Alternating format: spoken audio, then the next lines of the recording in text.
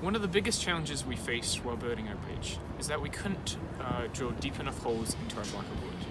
Our original design specified that we needed about a foot deep hole in a block of wood, but unfortunately the tools they had there could only do about 3 to 4 inches.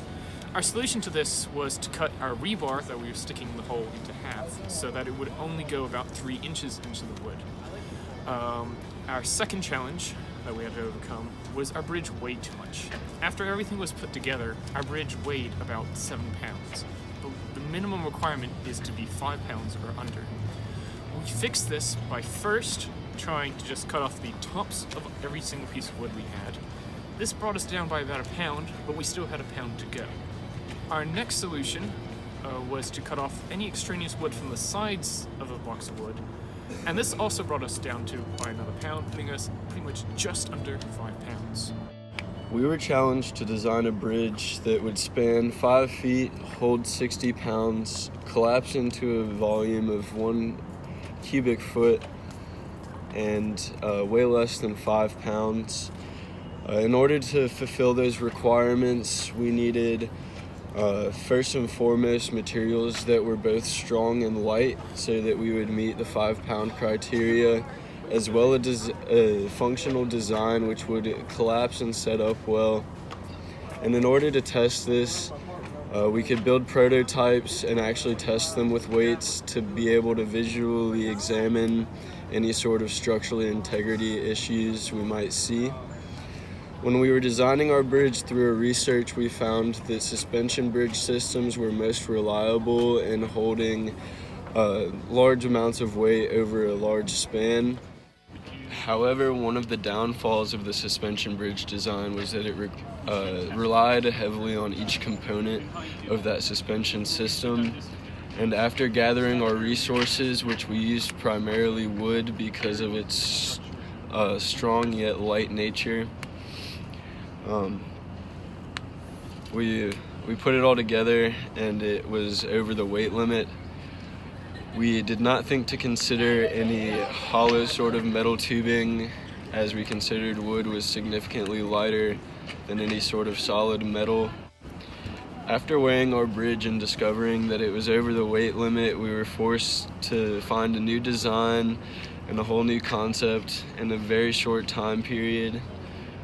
A change that I would make to our design would have been to give ourselves more space in both the budget and the time to consider multiple designs instead of relying on one, as that one design failed. Our bridge did not fare the best in competition. It only held 40 of the 60 pounds it was supposed to. Our rebar ended up bent and our wood splintered. So after realizing this, it would have been easier for us to either use other materials or perhaps change our design in general. So what we should have done initially would have been to get started earlier, make these changes, realize that it wasn't going to hold the required amount of weight. One thing we could have done differently is we could have used different materials for our bridge, maybe a metal for the base of the bridge so that it would still be strong but be even lighter than our original bridge. A good metal that we could have used would have been aluminum, since it isn't very heavy. Another thing we could have done differently is we could have made a different design for our bridge. The other bridges that did well were arch bridges and truss bridges, while our bridge only had a strong but single support beam.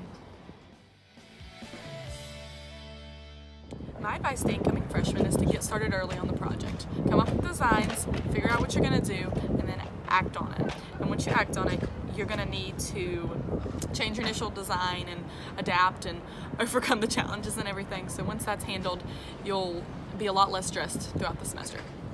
When you're trying to design your Fed Design Day project, you need to always remember to build an accurate plan. Your plan needs to have a very important design, which you think is practical and you can accomplish by the end of the year. And then when you purchase the materials for that design, you need to make sure you have more materials than necessary, because you will probably make mistakes. This is part of the reason you need to be flexible when you're building your design and be prepared to make small adjustments. My advice for incoming freshmen for the Fed project is you need to be organized. Make sure you have your materials ready to go early. make sure your members know when and where you'll meet to work on the project. You don't want to be scrambling on the last few days trying to finish the project.